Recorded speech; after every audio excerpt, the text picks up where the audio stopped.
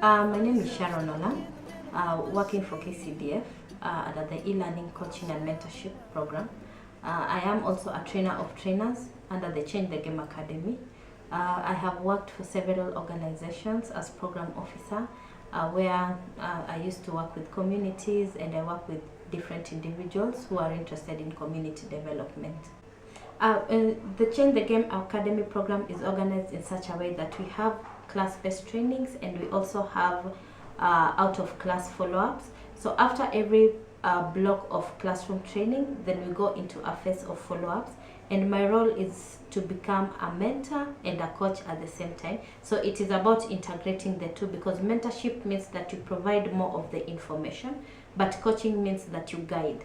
You simply stimulate the participants to think more for themselves and make decisions for themselves. So you create a conducive environment that stimulates action by the organizations that are participating. So my role basically is to make sure that we do monthly visits to the organizations.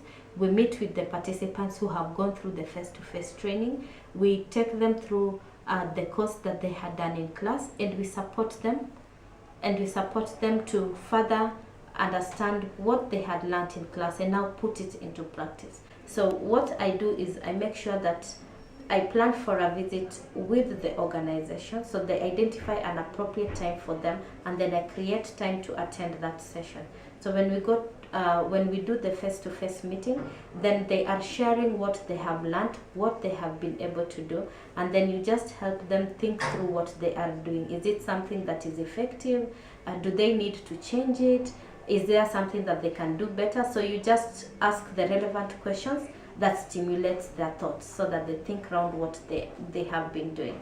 Other than that, as a coach, you link them to other opportunities that may be available within their networks, which means then that you help them. Let's say they are having issues with the communication, then you can find an organization that is very good at communication, and you link them, which means that is peer-to-peer learning. So you look for a very suitable environment where both organizations can learn from each other, and you as the coach, then you facilitate the process of making sure that there's a relationship between the two, so that they're able to learn from each other.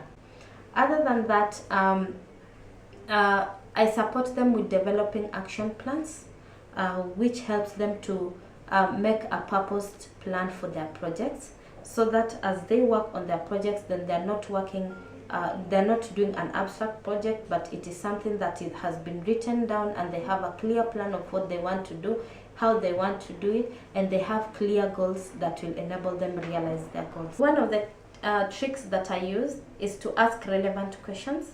So you ask questions that keep them thinking. So once you understand what they're doing, then you ask questions: what if, what about, what would happen if you did this? And then they start thinking around what they're doing, and they start seeing what they're doing. Other than that, we could use videos of a similar project that has been done before. Then they're able to pick something from what they see and maybe integrate it within their programs. We also have exchange visits, where an organization maybe is working on children, and then there's another organization that has worked successfully on children. Then you match the two, and they're able to learn from each other. So then they're able to think out of the box and say, oh, somebody is doing this. What about if we did the same? Or what if we did it in a different way? Then we'd be able to realize more. So it's about being creative again, and making sure that you provide all the platforms, so that it's not just a face-to-face meeting, but there's a lot more interactive platforms where the mentees can learn from other platforms. Yes.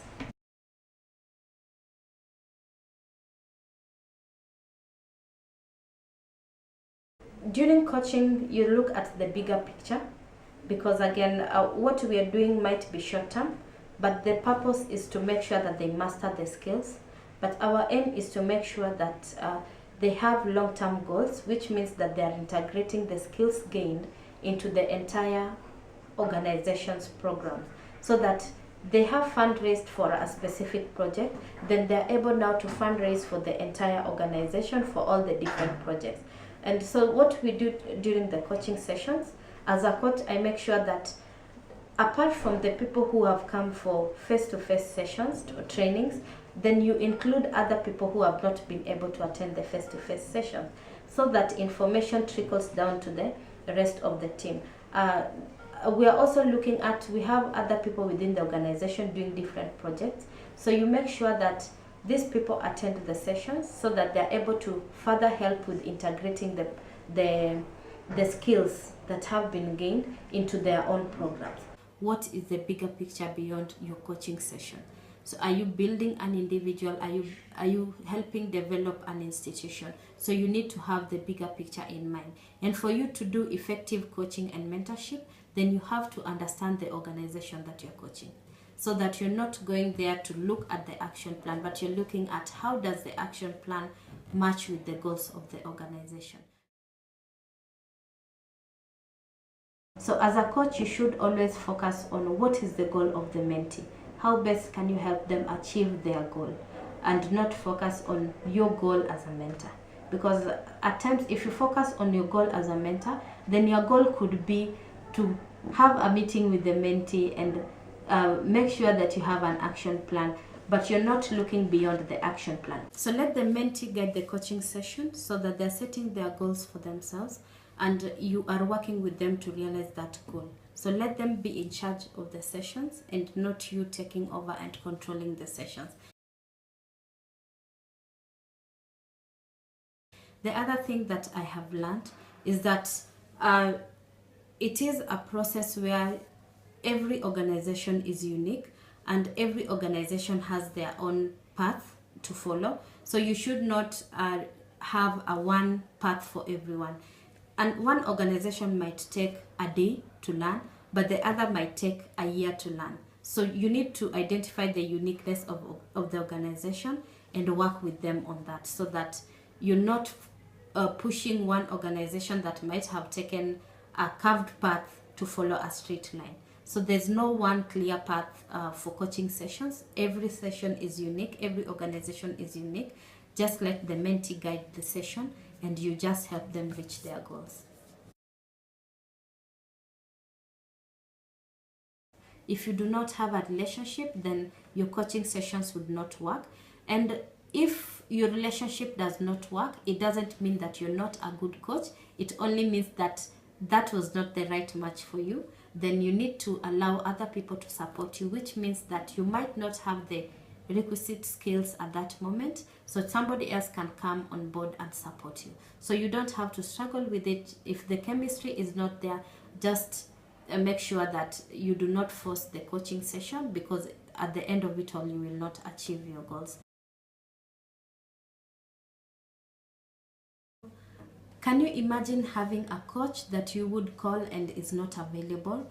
Or you will coach and you will call and they tell you that maybe you reschedule to another time. So for you to be an effective coach, you have to be available, you have to be accessible, and have a conversation with your mentee, so that if you're not available, then you communicate in good time that you will not be available, and have a rescheduled meeting, so that when your mentee is looking for you, then you can be reached, and you can give them the reason why you're not available, and probably provide another opportunity. Because if a mentee calls you once, twice, and they're not able to reach you, then it kills their spirit. So another thing is about passion. If you're not passionate about what you're doing, then you cannot achieve much. So you realize that coaching takes in most of your time. Sometimes you might find yourself doing coaching sessions off your working hours or off your planned times, or you can't go into the weekends, which means that if you're called to do that, then at times you have to be available to do that, because then it motivates the mentee to continue working with you, because then it's a sign that you are interested in what they are doing and you really want them to realize what they are doing. So just be available as a coach, create time for the mentees. Even if it is just through phone calls, you do not have to do face-to-face session, but face-to-face sessions are very good. If that is not possible, you can create other means of communication just to make sure that you are in touch, and you are available. So availability and accessibility are very important during coaching sessions. You can count on